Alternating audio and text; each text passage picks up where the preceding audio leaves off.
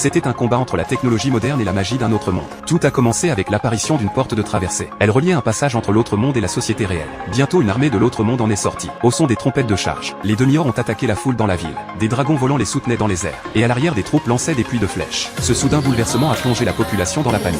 Les gens fuyaient dans tous les sens en désordre. Rapidement la cavalerie de l'autre monde a chargé, brandissant des masses pour tenter de forcer les refuges humains. Mais la technologie moderne n'était pas en reste. Les hélicoptères de combat ont fait parler leur puissance de feu, éliminant facilement les dragons malfaisants. Les soldats au sol ont aussi mis en place des mitrailleuses lourdes. Sous cette impressionnante puissance de feu humaine, les troupes de l'autre monde ont vite été vaincues. Après la neutralisation de leur chef, les forces humaines ont remporté une victoire écrasante. Mais de nombreux innocents ont péri dans cette bataille. Le gouvernement a alors décidé de faire payer le prix à l'ennemi, sans prendre le temps de pleurer les morts. Il a ordonné aux blindés de se rassembler et de franchir la porte. Les chars les ont suivis de près. Et bientôt les troupes modernes ont foulé le sol de l'autre monde. Pendant ce temps le roi de l'autre monde était en proie au désarroi. Son erreur de commandement avait coûté 60% des effectifs à son armée. Si les royaumes vassaux se rebellaient maintenant, l'Empire ne pourrait échapper à son renversement. Alors le roi a caché la défaite de ses armées, et a uni les royaumes vassaux pour former une coalition, prête à contre-attaquer les forces modernes venant par la porte.